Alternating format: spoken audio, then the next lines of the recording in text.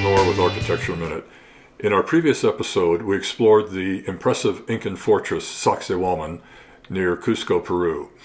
This time we'll delve into two other extraordinary examples of Incan architecture, the village of Ollantaytambo and the mountain refuge Machu Picchu.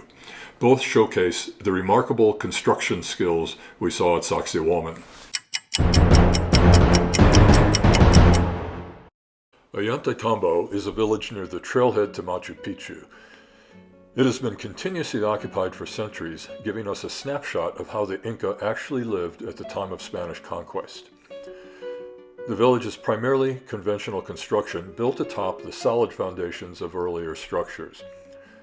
But ancient ruins provide examples of sophisticated building technology similar to what we saw at Sacsayhuaman. Massive retaining walls formed terraces at different elevations, which allowed the Inca to farm a broad variety of crops requiring different climatic conditions. The remnants of grain silos cling to the steep terrain. They were loaded from upper terraces and emptied from the lower storehouse.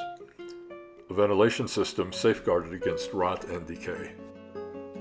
Some ancient structures are examples of sophisticated artistic talent. Ollantaytambo is a prelude to Machu Picchu, which stands as the pinnacle of the Inca civilization. The most famous of all Incan sites, Machu Picchu, is a high-altitude retreat never discovered or pillaged by the conquistadores. Today it can be reached by narrow-gauge train, Ferrocarril Santa Ana, from Cusco. But the more interesting approach is the old trail used by the Inca. It requires 4 days of high-altitude hiking, but the reward is approaching Machu Picchu from above. Passing through the Sun Gate, one looks down upon the entire complex. Machu Picchu has been abandoned for centuries, but it was the pinnacle, literally, of Incan culture and invites the same speculation as Sacsayhuaman. Terraces provide flat places for buildings, ceremonial grounds, and agriculture. We know that some structures are clearly oriented to celestial patterns and astronomical events, but the functions of other buildings are purely guesswork. Besides flawless stonework, assembled without mortar, also noteworthy is the advanced hydraulic engineering. In a climate with high rainfall, the capture and elimination of excess water was important to prevent erosion.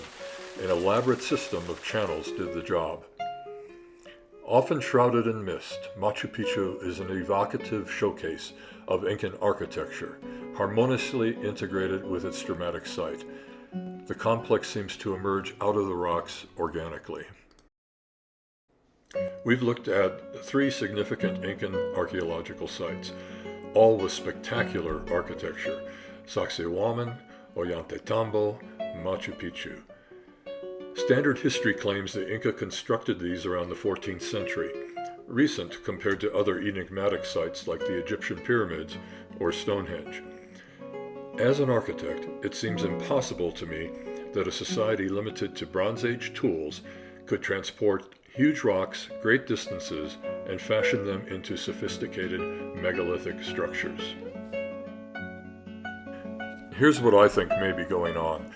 Yes, the Inca worked on these monuments in the 14th century, as standard archaeology says, but perhaps that was restoration work.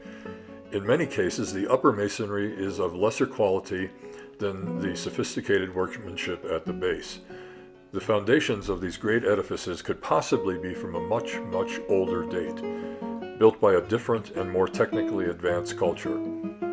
That culture may have been a lost human civilization, or just maybe, the ancient alien theorists are correct and the builders had extraterrestrial help.